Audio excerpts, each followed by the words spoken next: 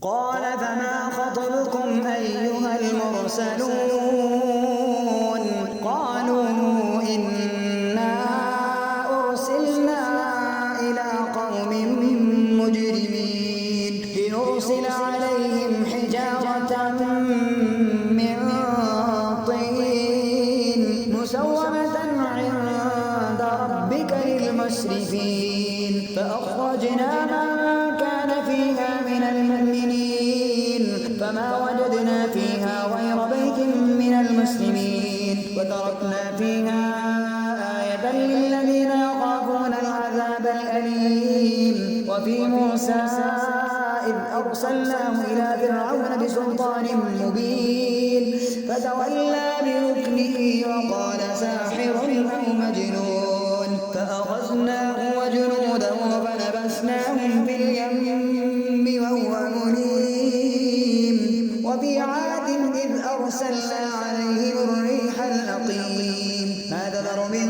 شيء أتت عليه إلا جعلته كالرميم وفي ثمود إذ قيل لهم تمتعوا حتى حين فعتوا عن أمر ربهم فأخذتهم الصاعقة وهم ينظرون فما استطاعوا من قيام وما كانوا منتصرين وقوم نوح من قبل إنهم كانوا قوما فاسقين والسماء بنيناها بأيد وإنا لموسعون والأرض فرشناها فنعم الماهدون ومن كل شيء خلقنا زوجين لعلكم تذكرون ففروا إلى الله إني لكم منه نذير مبين ولا تجعلوا مع الله إلها آخر إني لكم منه نذير مبين كذلك ما أتى الذين من قبلهم من رسول إلا قالوا ظاهر أو مجنون أتواصوا به بل هم قوم طاغون فتول عنهم فما أنت بملوم وذكر فإن الذكرى تنفع المؤمنين وما خلقت الجن والإنس إلا ليعبدون ما أريد منهم من رزق وما أريد أن يطعمون إن الله هو الرزاق ذو القوة المتين فإن للذين ظلموا ذنوبا مثل ذنوب أصحابهم فلا يستعجلون فويل للذين كفروا من يومهم الذي يوعدون بسم الله الرحمن الرحيم والطور وكتاب مسطور في رق منشور والبيت المعمور والسقف المرفوع والبحر المسجور إن عذاب ربك لواقع ما له من دافع يوم تمور السماء مورا وتسير الجبال سيرا فويل يومئذ للمكذبين الذين هم في خوض يلعبون يوم يدعون إلى نار جهنم دعا هذه النار التي كنتم بها تكذبون أفسحر هذا أم أنتم لا تبصرون اصلوها فاصبروا أو لا تصبروا سواء عليكم إنما تجزون ما كنتم تعملون إن المتقين في جنات ونعيم فاكهين بما آتاهم ربهم ووقاهم ربهم عذاب الجحيم كلوا واشربوا هنيئا بما كنتم تعملون متكئين على سرر مصفوفة وزوجناهم بحور عين والذين آمنوا واتبعتهم ذريتهم بإيمان ألحقنا بهم ذريتهم وما ألتناهم من عملهم من شيء كل امرئ بما كسب رهين وأمددناهم بفاكهة ولحم مما يشتهون يتنازعون فيها كأسا لا لغو فيها ولا تأثيم ويدور عليهم غلمان لهم كأنهم لؤلؤ مكنون وأقبل بعضهم على بعض يتساءلون قالوا إنا كنا قبل في أهلنا مشفقين فمن الله علينا ووقانا عذاب السموم إنا كنا من قبل ندعوه إنه هو البر الرحيم فذكر فما أنت بنعمة ربك بكاهن ولا مجنون أم يقولون شاعر نتربص به ريب المنون قل تربصوا فإني معكم من المتربصين أم تأمرهم أحلامهم بهذا أم هم قوم طاغون أم يقولون تقوله بل لا يؤمنون فليأتوا بحديث مثله إن كانوا صادقين أم خلقوا من غير شيء أم هم الخالقون أم خلقوا السماوات والأرض بل لا يوقنون أم عندهم خزائن ربك أم هم المسيطرون أم لهم سلم يستمعون به فليأت مستمعهم بسلطان مبين أم له البنات ولكم البنون أم تسألهم أجرا فهم من مغرم مثقلون أم عندهم الغيب فهم يكتبون أم يريدون كيدا فالذين كفروا هم المكيدون أم لهم إله غير الله سبحان الله عما يشركون وإن يروا كسفا من السماء ساقطا يقولوا سحاب مركوم فذرهم حتى يلاقوا يومهم الذي فيه يسحقون يوم لا يغني عنهم كيدهم شيئا ولا هم ينصرون وإن للذين ظلموا عذابا دون ذلك ولكن أكثرهم لا يعلمون واصبر لحكم ربك فإنك بأعيننا وسبح بحمد ربك حين تقوم ومن الليل فسبحه وإدبار النجوم بسم الله الرحمن الرحيم والنجم إذا هوى ما ضل صاحبكم وما غوى وما ينطق عن الهوى إن هو إلا وحي يوحى علمه شديد القوى ذو مرة فاستوى وهو بالأفق الأعلى ثم دنا فتدلى فكان قاب قوسين أو أدنى فأوحى إلى عبده ما أوحى ما كذب الفؤاد ما رأى أفتمارونه على ما يرى ولقد رآه نزلة أخرى وعند سدرة المنتهى عندها جنة المأوى إذ يغشى السدرة ما يغشى ما زاغ البصر وما طغى لقد رأى من آيات ربه الكبرى أفرأيتم اللات والعزى ومناة الثالثة الأخرى ألكم الذكر وله الأنثى تلك إذا قسمة ضيزى إن هي إلا أسماء سميتموها أنتم آباؤكم ما أنزل الله بها من سلطان إن يتبعون إلا الظن وما تهوى الأنفس ولقد جاءهم من ربهم الهدى أم للإنسان ما تمنى فلله الآخرة والأولى فكم من ملك بالسماوات لا تغني شفاعتهم شيئا إلا من بعد أن يأذن الله لمن يشاء ويرضى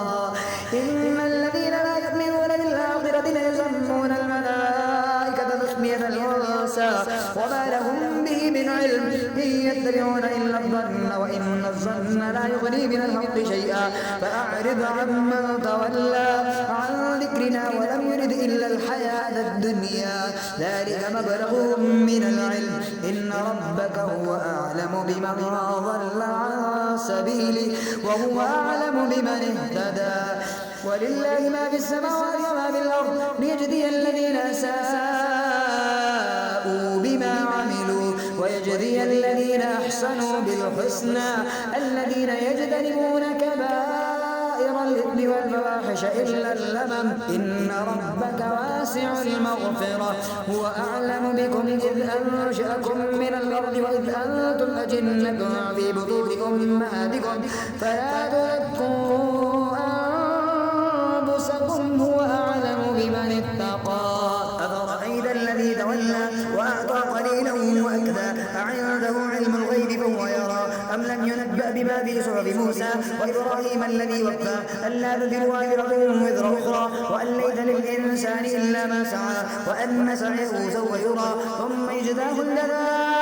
الجزاء الأوفى وأن إلى ربك المنتهى وأنه هو أضحك وأبكى وأنه هو أمات وأحيا وأنه خلق الزوجين الذكر والأنثى من نطفة إذا تمنى وأن عليه النشأة الأخرى وأنه هو أغنى وأقنى وأنه هو رب الشعرى وأنه أهلك عادا الأولى وثمود فما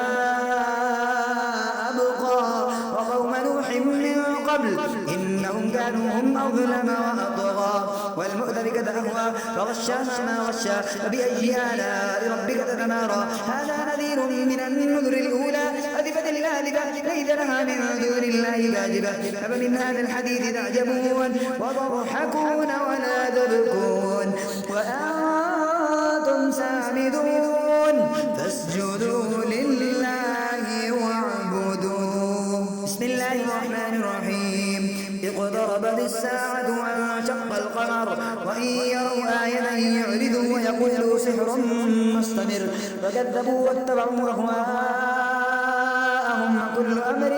مستقر ولقد جاءهم من الأنباء ما فيه مزدجر حكمة بالغة فما تغني النذر فتول عنهم يوم يدعو الداعي إلى شيء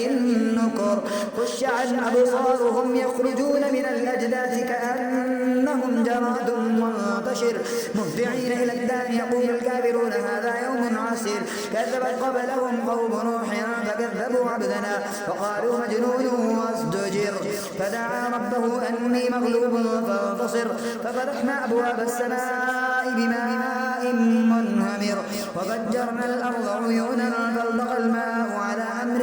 قد قدر وحملناه على ذات ألواح ودسر تجري بأعيننا جزاء لمن كان كفر ولقد تركناها آية فهل من مدكر فكيف كان عذابي ونذر ولقد يسرنا القرآن للذكر فهل من مدكر كذبت عاد فكيف كان عذابي ونذر إنا أرسلنا عليهم ريحا صرصرا في يوم نحس مستمر تنزع الناس كأنهم أعجاز نخل منقعر فكيف كان عذابي ونذر ولقد يسرنا القرآن للذكر فهل من مدكر كذبت ثمود بالنذر فقالوا أبشرا منا واحدا نتبعه إنا إذا لفي ضلال وسعر ألقي الذكر عليه من بيننا من هو كذاب أشر سيعلمون غدا من الكذاب الأشر إنا مرسل الناقة فتنة لهم فارتقبهم واصطبر ونبئهم أن الماء قسمة بينهم كل شرب محتضر فنادوا صاحبهم بالعطا فعقر فكيف كان عذابي ونذر إنا أرسلنا عليهم صيحة واحدة فكانوا كهشيم المحتضر ولقد يسرنا القرآن للذكر فهل من مدكر كذبت قوم لوط بالنذر إنا أرسلنا عليهم حاصبا إلا آل لوط نجيناهم بسحر نعمة من عندنا كذلك نجزي من شكر ولقد أنذرهم بطشتنا فتماروا بالنذر ولقد غافلوه عن ضيفه فطمسنا أعينهم فذوقوا عذابي ونذر ولقد صبحهم بكرة عذاب مستقر فذوقوا عذابي ونذر ولقد يسرنا القرآن للذكر فهل من مدكر ولقد جاء آل فرعون النذر كذبوا بآياتنا كلها فأخذناهم أخذ عزيز مقتدر أكفاركم خير من أولئكم أم لكم براءة في الزبر أم يقولون نحن جميع منتصر سيهزم الجمع ويولون الدبر بل الساعة موعدهم والساعة أدهى وأمر إن المجرمين في ضلال وسعر يوم يسحبون في النار على وجوههم ذوقوا مس سقر إنا كل شيء خلقناه بقدر وما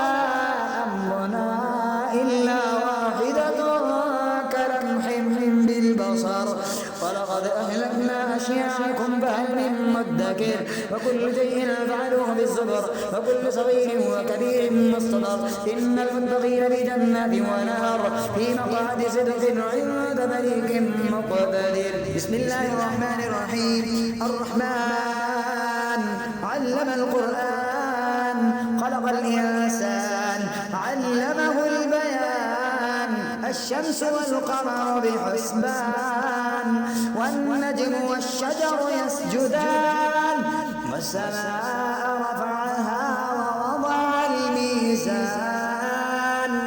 ألا تطغوا في الميزان وأقيموا الوزن بالقسط ولا نخسر الميزان والأرض وضعها للأنام فيها فاكهة والنخل ذات الأكمام والحب ذو العصف والريحان فبأي آلاء ربكما تكذبان خلق الإنسان من صلصال كالفخار وخلق الجان من مارج من نار فبأي آلاء ربكما تكذبان رب المشرقين ورب المغربين فبأي آلاء ربكما تكذبان مرج البحرين يلتقيان بينهما برزخ لا يبغيان فبأي آلاء ربكما تكذبان يخرج منهما اللؤلؤ والمرجان فبأي آلاء ربكما تكذبان وله الجوار المنشآت في البحر كالأعلام فبأي آلاء ربكما تكذبان كل من عليها فان ويبقى وجه ربك ذو الجلال والإكرام فبأي آلاء ربكما تكذبان يسأله من في السماوات والأرض كل يوم هو في شأن فبأي آلاء ربكما تكذبان سنفرغ لكم أيها الثقلان فبأي آلاء ربكما تكذبان يا معشر الجن والإنس إن استطعتم أن تنفذوا من أقدار السماوات والأرض فانفذوا لا تنفذون إلا بسلطان فبأي آلاء ربكما تكذبان يرسل عليكما شواظ من نار ونحاس فلا تنتصران فبأي آلاء ربكما تكذبان فإذا انشقت السماء فكانت بردة كالدهان فبأي آلاء ربكما تكذبان فيومئذ لا يسأل عن ذنبه إنس ولا جان فبأي آلاء ربكما تكذبان يعرف المجرمون بسيماهم فيؤخذ بالنواصي والأقدام فبأي آلاء ربكما تكذبان هذه جهنم التي يكذب بها المجرمون يطوفون بينها وبين حميم آن فبأي آلاء ربكما تكذبان ولمن خاف مقام ربه جنتان فبأي آلاء ربكما تكذبان ذواتا أفنان فبأي آلاء ربكما تكذبان فيهما عينان تجريان فبأي آلاء ربكما تكذبان فيهما من كل فاكهة زوجان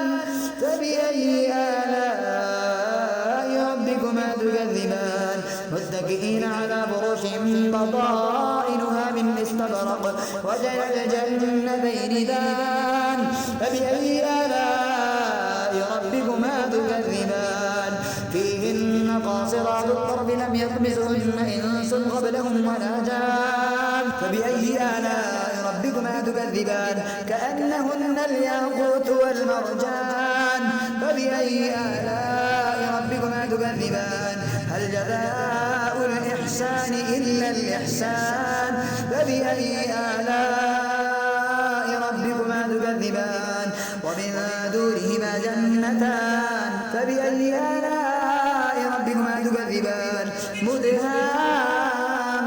مدهامتان فبأي آلاء ربكما تكذبان فيهما عينان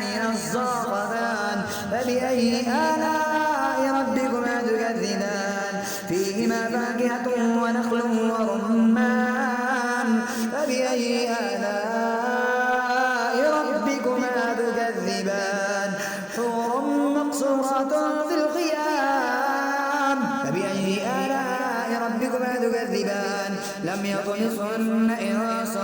قبلهم ولا جان فبأي آلاء ربكما تكذبان متكئين على رطب خضر وعبقري حسان فبأي آلاء ربكما تكذبان تبارك اسم ربك ذي الجلال والإكرام